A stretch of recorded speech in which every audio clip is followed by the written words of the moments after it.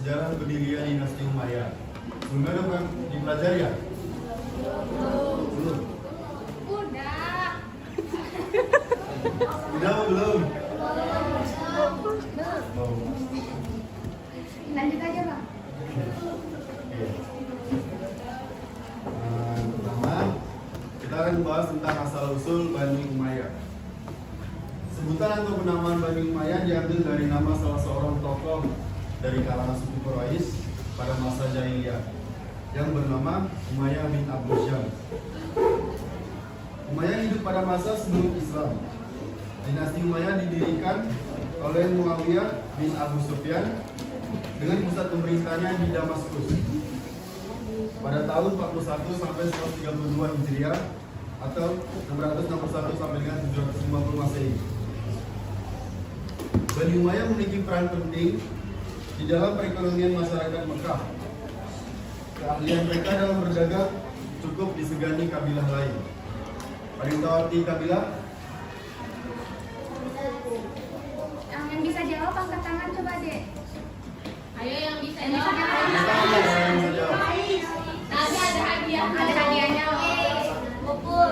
Ya, yang bisa jawab angkat tangan jawab. Apa? Ya, betul. Jadi, kalian mereka dalam berdagang cukup disegani kabilah lain, bahkan pada masyarakat luar Mekah. Oleh karena itu, mereka sering dipercaya menjadi pemimpin kabilah dagang.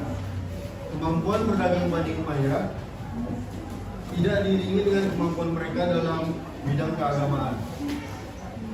Ini materi-materi yang abang sampaikan diingat ya. Nanti soalnya di akhir abang kasih kuis dapat hadiah.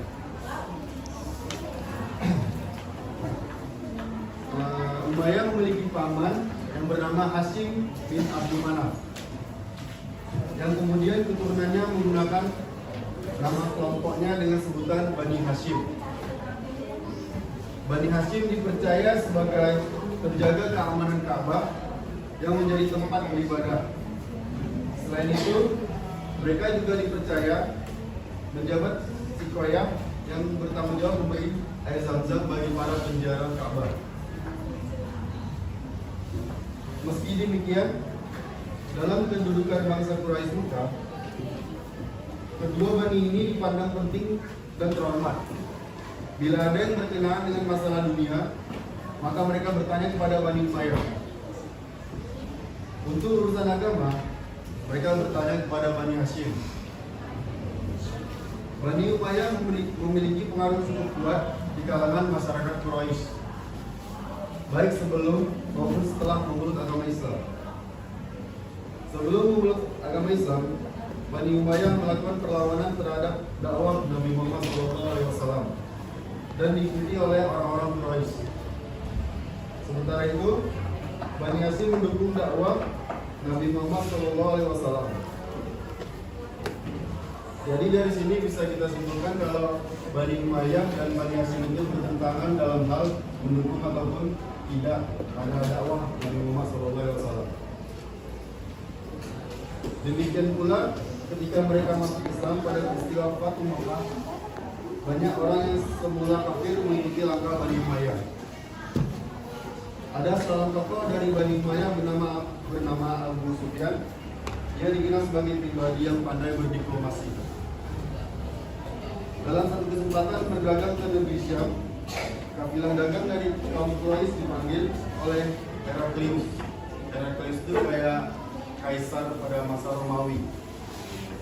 Kaisar menanyakan perihal seseorang bernama Muhammad yang mengaku sebagai utusan Allah.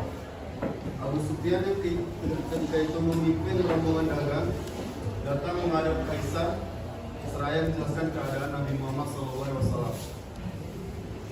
Meski ketika itu menjadi musuh utama Nabi Muhammad, Abu Sufyan menjelaskan keadaan Nabi Muhammad SAW dengan cukup meyakinkan Kaisar. Keterangan disampaikannya membuat Kaisar tertarik kepada Islam. Kemampuan menjelaskan kepada Kaisar tersebut menunjukkan bahwa dia adalah seorang pemimpin yang cukup pandai di antara rombongan kafilah yang dipimpinnya.